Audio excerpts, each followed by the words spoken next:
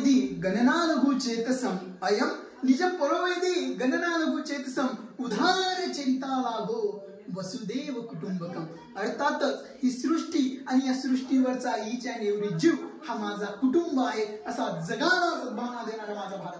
नमस्कार, मी वैभव गजानन पवार आपल्या समोर राष्ट्रीय स्तरावरील वक्तृत्व स्पर्धेत विषय मांडत आहोत. सरकारी शिष्यवृत्ती योजना व त्याची अंमलबजावणी. कल्पना करा, एक शेतकरी बाप जो शेतात राबराब राबतो, कष्ट करतो आणि त्याचा मुलगा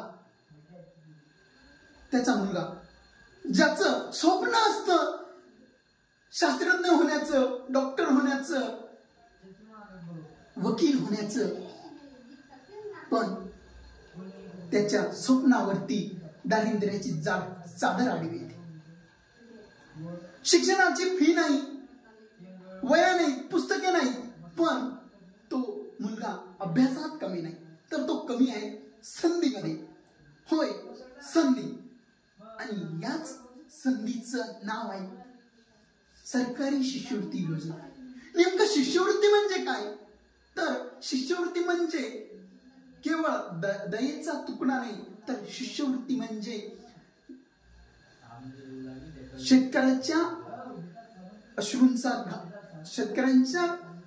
अश्रूंचा मान आणि आईच्या पदराचा अभिमान म्हणजे शिष्यवृत्ती योजना.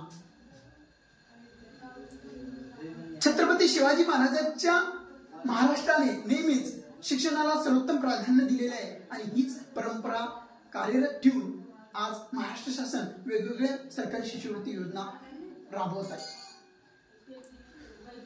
संविधान निर्माते डॉक्टर बाबासाहेब आंबेडकरांनी म्हटलं होतं की शिक्षण हे वाघिणीचं दूध आहे आणि जो तो प्राशान्य करेल तो गुरगुरल्याशिवाय राहणार नाही. आणि सरकारी शिष्यवृत्ती योजना हे तेच दूध वाटप करण्याचं काम करते. कारण शिक्षण हे केवळ ज्ञानार्जनाचे साधन नाही, तर शिक्षण हे समाजाचे एकनिष्ठ करण्याचे साधन आहे.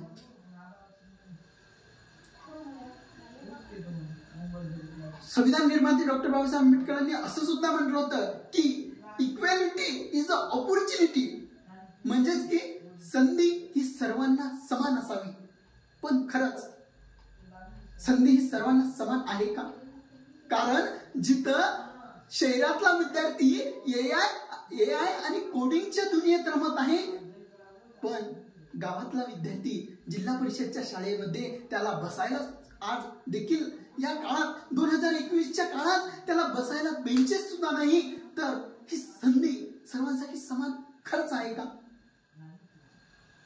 नाही. जेव्हा ही संधी समान होईल तेव्हा शिष्यवृत्ती योजना आणि शिक्षण याच्यातलं अंतर दूर होईल आणि महाराष्ट्रातीलच नव्हे तर भारतातील प्रत्येक विद्यार्थी हा शिकून डॉक्टर होईल, वकील होईल, शास्त्रज्ञ बनू शकेल. कारण त्याचं एक उत्तम असं उदाहरण जर आपण बघितलं तर उत्तम असं उदाहरण म्हणजे नागपूरची श्रवरी गोळे, जी मागासवर्गीय कुटुंबातील पण महाराष्ट्र राज्याच्या मॅट्रिक पूर्व शिष्यवृत्तीत तिनं राज्यातून सहावा क्रमांक प्राप्त करून 78 मार्क मिळवून राज्यातून ती 6व्या क्रमांकावर आली.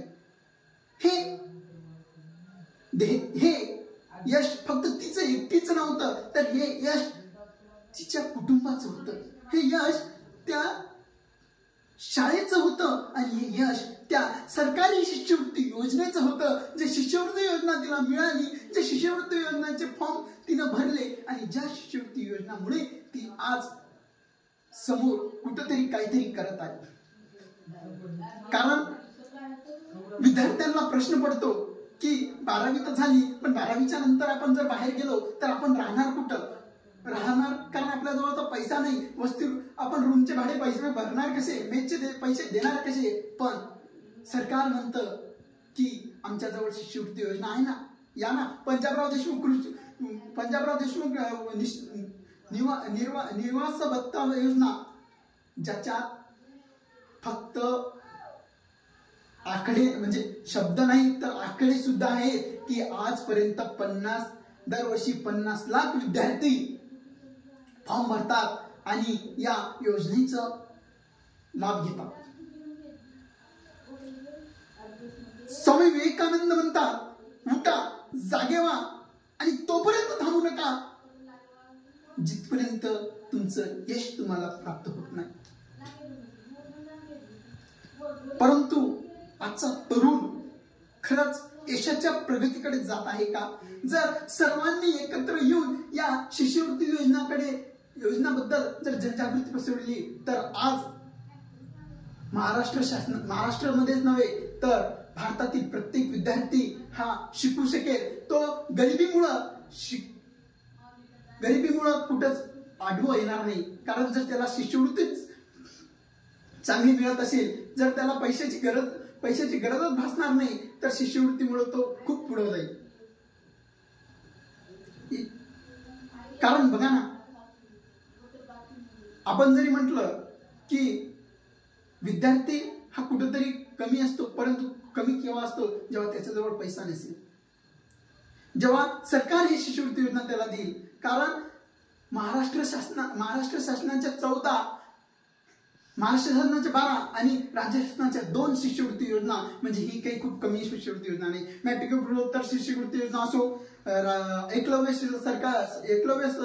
योजना असो, त्याच्यानंतर आदिवासी योजना असो, नंतर अल्पसंख्याक योजना असो, या सर्व योजनांचा सर्वांना लाभ मिळाला पाहिजे. तेव्हाच भारतातला प्रत्येक तरुण हा कुठेतरी सामोरे जाऊ शकेल आणि तेव्हाच हा भारत 2047च्या विश्वगुरु